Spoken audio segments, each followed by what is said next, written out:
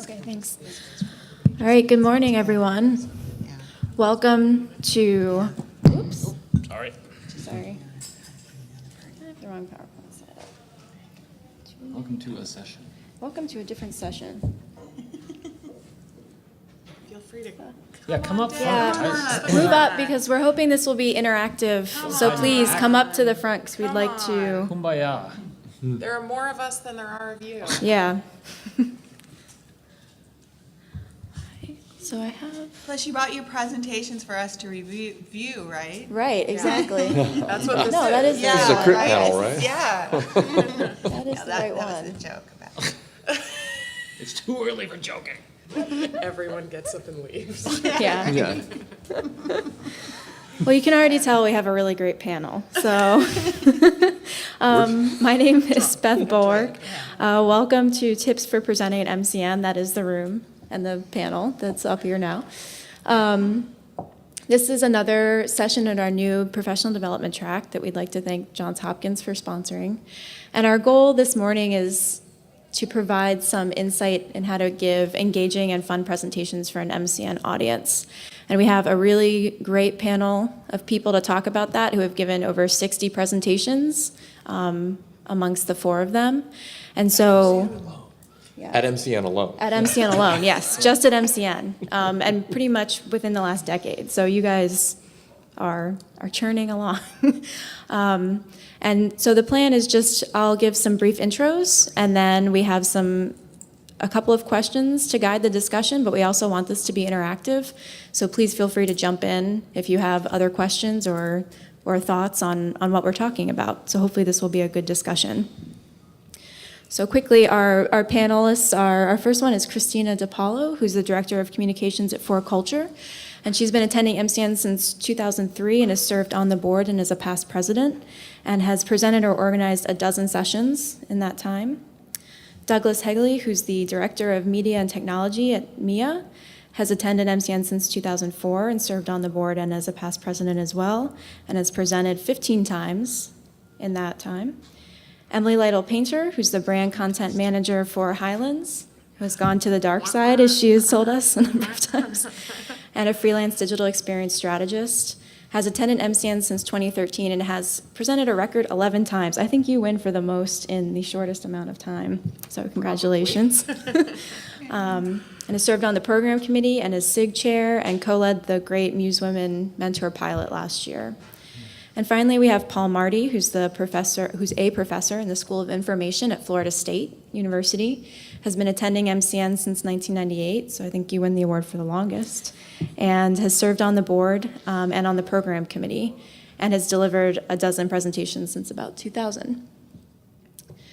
So our first question for you all is, what do you think makes for a really effective and engaging presentation for an MCN-specific audience? I don't know if it's easier to go down the line or if somebody just wants to start, but I would. Go, Emily, go. I'm just going to say the same thing for every question. Don't read your presentation points off of a piece of paper. Great, now I can scratch that one off. Yep. And I personally find humor to be an important part of my presentation style. It doesn't, some people have a harder time with that. They like to be more prepared. But I think it's more engaging to have a more sort of free form and approachable style. My answer is more about preparation. What is the purpose of your panel? Like to put a panel together or to have, a lot of people are shy about their ideas, that their idea for presenting in front of this community might not be a good one. And I think all ideas are really good ideas. This community, everybody's working really hard at what they do at home and have a lot of things that they want to solve or they want to figure out. And MCN is a really great place to do that with your peers. So I would say the first thing, the kernel of making an engaging presentation is really developing your idea and really going for it. You know, not be scared about it, do it, talk to people on the who are putting the conference together. That's what I did. I, as a communications director, sorry, okay, yeah, I know. And then when I was 4, but I didn't know if my idea was going to fly, so I talked to people, and they said, yeah, go ahead, submit it, so. I think, Christina said the word community. It really is a very supportive community, so be authentic. Don't worry about being imperfect. Be honest. Don't just come to show off. Talk about the struggles along the way and how you overcame them. The more authentic and being yourself you can be, the more successful your presentation will be. And I'll just add to that saying that think about how your presentation is going to make a personal connection with everyone in the audience. And this is often a very hard thing to do because each individual person will take something different out of your talk. And it always fascinates me to talk to people afterwards to find out what they really latched onto. But there's going to be one thing that they're going to take out of what you say, take back to their job that's going to affect their life. And you want to look for those moments and think about how your presentation is going to connect with your audience personally. One more thing. Have a point of view. I think oftentimes by not wanting to offend anybody or trying to sort of hedge your bets or whatever, you can take the punch out of your presentation and say what you're trying to say. I think that's really important. And Paul, maybe could you speak a little bit more about how do you think through that process of, do you come up with possible people or possible positions that you're trying to speak to when you're thinking about different aspects of your audience for your presentation, or? Well, I think it's more of thinking about your presentation in concrete terms, right? So imagine that you're listening to you talk, right? What are you going to get out of what you're saying? And again, it's surprising. One of the things that I like about the fact that there are all these conference back channels now is that when I look to see what people were tweeting about the things that I say, it's usually never what I predicted people would find interesting, right? But it's just like teaching a class.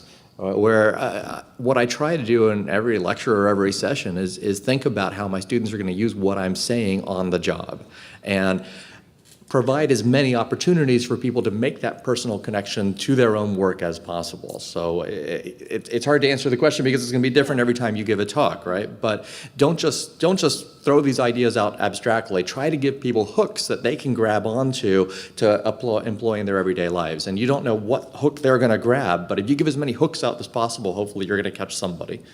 How's that for stretching a fishing metaphor? Excellent. I would always say I try to do less.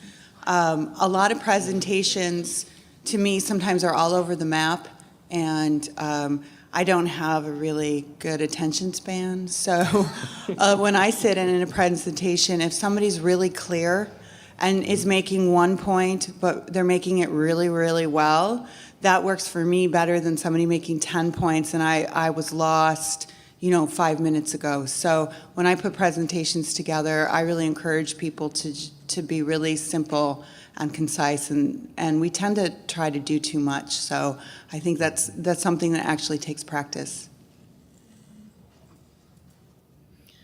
Are there any questions from the audience relating to any of those tips? Nope. All right, we'll go on to the next one. What is the hardest part of presenting? You skipped Slides. You Really? skipped the Yes. tactics question. No, that was the tactics. Oh, that was the tactics question? Don't interrupt. Okay. Do you want to add something to that? Well, I didn't realize that we were doing tactics as well as with effectiveness. Oh, yes. We can go back.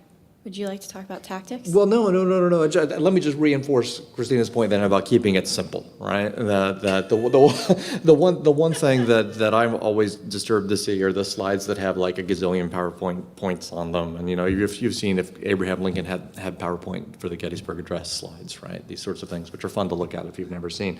Don't do that, right? My number one advice is 1 point per slide is sort of the key thing to take away, so that you give somebody a clear message to hang on to. Anyway, sorry. No, that was great. And you didn't make your point. You have a really good point. Which point do you want me to make? Your one about effective presentations. Yeah. Which one? This one right here. No, that's number That's 3. later. That's Oh, later. I'm sorry. I'm sorry. I didn't. Have that we lots did of not rehearse. panel discussion during the So, presentation. Yes. I know, don't. The hardest part about presenting is the first time. And then the hardest one after that is the second time, right? So And I think for people presenting and for people who have anxiety about presenting, please don't ever get the impression, you've given hundreds of lectures, I've presented in public about 100 times. Do you think I don't get nervous? I always get nervous. Don't worry about being nervous. Being nervous is real. Being nervous means you care. Being nervous means you're trying to do your best.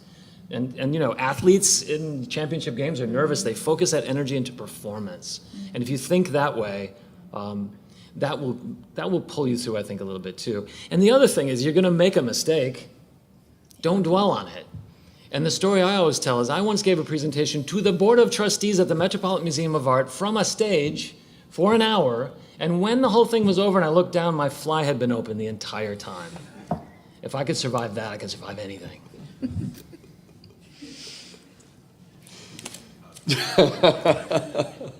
There's a question. I just wanted kind of a comment, but I'm not presenting at this conference, and it's the first time I've done that at many different kinds of conferences, and it's really different to come to a conference and not present. And I realized that, like, the presentation, the preparation, the amount of energy it takes in the space of the conference is very overwhelming. I mean, it overwhelms the actual participation. Mm-hmm. And so I'm looking at that, comparing it to like my experience presenting and my experience, and I'm actually thinking, wow, this is a really different kind of thing, and I want to try to figure out. I think presenting is really valuable. I want to do it, but I also want to remember to put this hat on and not totally just be about presenting. It's more like this is a time to be with a lot of people, not just your panel. I don't know. I just wanted to share that because it's so different. I feel so much more open and easily. I'm not nervous. You know, I'm not worried about like, is it going to be okay? Are my slides okay? I'm not like tweaking my slides at the last minute. Don't do that. I just wanted to share that. It's hugely different. And Yep. valuable. Well, Yeah. I think going back to what, you know, if I know somebody who has our presentation at 4 o'clock today, you know, so their experience is going to be totally different than your experience. So I think one of the hardest things is figuring out how to balance that so you have a really positive and fruitful experience at a conference. But some of that is preparation, right? I have 6 presentations at this conference. They had to be done. Sometimes if you only have one, you like procrastinate, and then it's 4 o'clock on the last day, and you're like, crap, I gotta do my slides.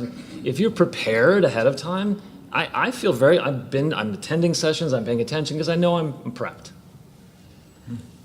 But I think the point is well made, that if you're attending a conference without doing any presentations at all, it's a very different feeling from even if you're giving one, or certainly if you're giving 6, right? Because you feel more like a participant, I think, in many ways. I know that conferences that I go to regularly, where if I go one year and I don't have a presentation, suddenly I feel like I'm learning things that I never would have learned before because I've opened my mind to things that I wasn't expecting. And it's an unintended consequence, and can be a nice side benefit. It's not necessarily always possible because oftentimes we're at these conferences because we're presenting, so it's interesting.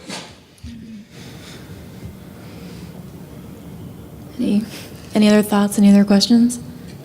Yeah. I wonder if you guys have thought about this as it relates to the identity and the direction of MCN. Because some of these points are, I mean, if you look at MCN, on one side, it's very academic and sometimes it's kind of white papery, and on the other side, it's very workshop-y and very participatory. Do you guys have any thoughts on which way MCN is going? Yes. That's a good question, yeah.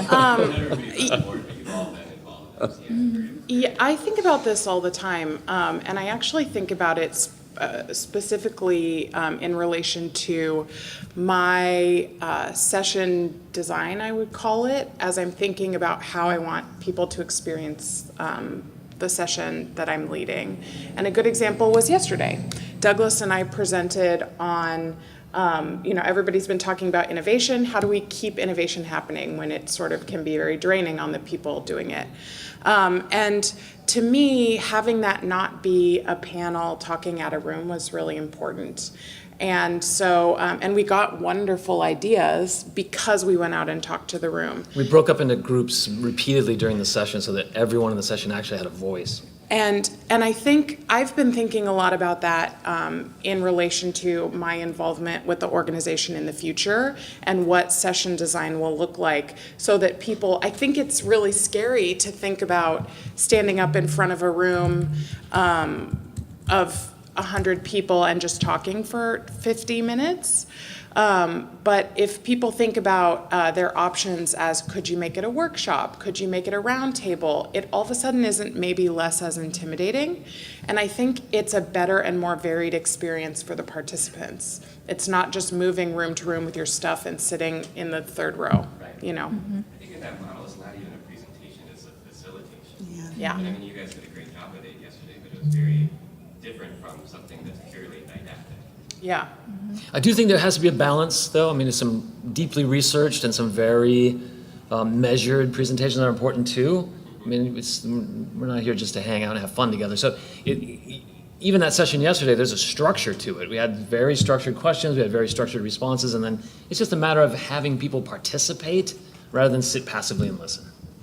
I think it also comes down to the fact that at a conference like this, you have people at different stages of their careers, people with different degrees of relationship with the organization and with the other people here, and you're going to see many different kinds of presentations from people in those areas. I know at organizations where I've been attending for a decade or more, I interact very differently from a conference where it might be my first time and I'm going to present a paper and I'm trying to, I almost said prove something, but that's not really right, you know, but I'm trying to make a point. I'm trying to present something, which is very different from trying to say, encourage a conversation, or maybe learn something you don't already know as part of the presentation that you're doing. So it's interesting. We have another question. I'm curious about what you said about preparation, because tips on preparation is helpful. I find that, like, no matter what happens if you're doing a panel, and everything's by Skype or phone, or it's kind of like email transfer. You only really get the kind of real core facilitation and logistics when you're here. And that process of preparing for the actual event is kind of tricky, where you might have complicated media display, or, you know. And I wonder if you have any tips on preparing for the presentation. Avoid complicated media. Right. Keep it simple. Yeah, the simpler it can be, the better. I'm a big fan of using a shared presentation in Google, because everyone can weigh in, slap their slides in there. You can critique them, add comments, fix it that way. Rehearsal is extremely important. If you have a panel and you're not familiar with them, get together in Skype, go through it once and say, oh, we went 67 minutes over time, right? Those kinds of things happen. When I have panelists I've never presented with before, I actually create a timed, blocked agenda. And then I tell them, look, I'm moderating this panel. If you go over your time, I will cut you off. So if you're not practiced, it will be your loss and the audience's loss that they won't hear the rest of your slides, because you cannot go past 6 minutes. It's disrespectful to the people after you. So you can be very firm about that kind of thing. I think also if you're just, when I'm also talking about rehearsing, it's a little bit what Paul was saying. I'm trying to imagine, would I want to be in the session that I'm presenting right now? Or would this just be kind of boring or off topic in some way? Is this good? Right? So I think that all of those things are very, very important. Someone else also said, just make the point you need to make. If people need all the details, they'll come find you, they'll track you down, they'll exchange a card, they'll email you, they get all the details. You don't need all the details in the presentation. Make the point. I actually create a checklist, because I think there's so many different components of a presentation. It's kind of tricky because you don't think there are, but there's like putting your panel together, or if you're doing something like you do the speed dating, it has, whatever you're designing has different components. So it's bringing your panel together, or who you're working with together, and often we tend to be kind of informal about the details, but what Douglas said was right. It's like to be really clear how long everybody's presenting for, what are their expectations, those kind of things. So for me, I just keep managing that checklist until I've got everything covered. And that makes me just feel grounded in what I'm doing. Yeah, I would second the thing about advanced planning, and I also wanted to go back to this issue of technology. I find that as much as I like, and I do everything on Google Docs and Google Slides, I'm still too frightened of the internet to rely on it in a strange conference hotel, right? Definitely. So I always bring all my slides in PDF format. And just because I know that if I have it in PDF, it's going to go anywhere. except apparently on Microsoft Edge, which now I hate. But in any event, so being prepared for any kind of technology issue, making sure that your slides are in every possible format and every possible location, being aware of whose computer's being used for what, and what the technical setup is going to be, having time to do a dry run with the technology ahead of time, this sort of stuff. And the technology is the scariest bit in a strange hotel. And I would say I've had technology go wrong so many times. Like even at the panel I did the other day, one of my presenters wanted to show a video last minute, and I couldn't get it to work. So instead of worrying about it, I just dealt with it. You know, I tried to make it happen, and I said, I'm sorry, the video's not working, and we just moved on. So to not like panic and feel bad, just to like keep going, go with the flow, and don't let, if things do go wrong, don't let it ruin your panel. Just keep going. I would, I know we're kind of jumping all over the place here. Get to the disaster ones. Okay, well, I would say, don't do video. Yeah. When I watch people put a video on in their session, the entire room's energy goes dead. People stop paying attention. So I wouldn't do it. So in a lot of ways, it was meant to be, and that's kind of how I felt about it. When it didn't happen, I was like, okay, moving on. Yeah.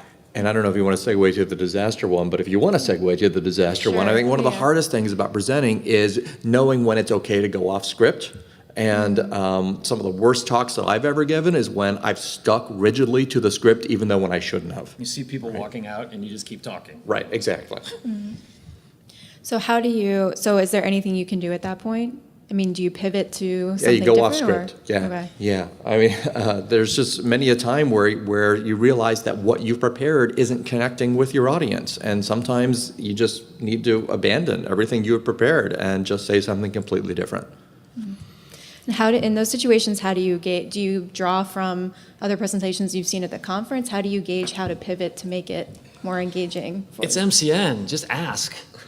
Yeah. You know, just look at the audience and say, okay, I can tell I've lost you guys. What is it? This of any interest whatsoever? And someone in this community is going to raise their hand. It's usually Emily. Yeah, that's true. They're like, well, Douglas, why aren't you talking about the blah, blah, blah? I'm like, oh, okay, yeah, let's talk about that. So, and then now we're off again, right? So anytime you need to pivot, ask the community where they want you to pivot. They'll answer. And actually, that's exactly what I did to Douglas in Los Angeles. And then it made a new presentation for us, and we had Next another year. session. So There you have it. Creative innovation. Yes. All right, so we have a couple more minutes left. Do you want to skip to yeah, we do. which one? Yeah, that one. This one? Yeah. All right. Have you given a presentation that didn't go well? If so, why? I'm going to go. Okay, at 2008 at an MCN in Washington, D.C., I was on a panel, I was invited to be on a panel about digital asset management systems. Now, here's how it happened. The panelists were all from relatively large museums with relatively large budgets. Also, except for me, they were all very inexperienced presenters, okay? So they came in with their script, they never looked up at the audience, they talked about big budget projects, and they presented with a tone of, this is the right way to do it, to a group of people who could never afford to do it that way. We got to Q&A with very little time left. The very first question was extremely aggressive and negative, right, from the audience. Like, how dare you tell us how to do this kind of thing? The answer became very defensive. Time expired and people got up and walked out. So we had this kind of just buzz of negativity around this session and about all these know-it-alls with their large budgets telling small museums what to do. It felt really unresolved and there was no effective wrap-up at the end. Bad time management, bad presentation, no pivot whatsoever, no flexibility in it. It really didn't go well. I probably spent the rest of the conference sort of apologizing to people, right? My worst one was actually a workshop where I was foolishly helping somebody do an Arduino session. And I had never done them before. And we prepared, which is unusual for me, excessively. And we had Google Hangouts. I got my kit early. We had a hangout to set them up, and everything went perfectly. Of course it did, right? So then we get to Dallas in 2014, and half of the people attending the workshops couldn't get their computers to load the software. They had never read any email. They were pissed, and I couldn't help with anything. So I basically like shut down and like sat at the front of the room while the other two people who I was presenting with did the entire thing. And later I was like, sorry guys, it was awful. So I would say even preparation can't save you from having something terrible go wrong. But that was an instance of just like mass chaos and like compatibility issues. Well, I think for me, I had some challenges with just getting people to my panel. Some of the work I was doing, when I was working in Balboa Park Online Collaborative, I was doing a park-wide digitization project, and I think I wrote the panel the presentation descriptions very dry and technical, and I actually do have a hard time talking about technical things. So I think I do a lot better when I'm talking more about the big picture. So with this panel that I did this time, I really thought about how it could relate to you guys and what you could get out of it. And then I did social media for it. I just really thought about it more as how to let this community know that I was doing this and why it might be interesting. And so I think that instead of just saying, okay, here's my panel idea, put it out there, and that's it, there's like more you need to do to like kind of get people to your panel sometimes.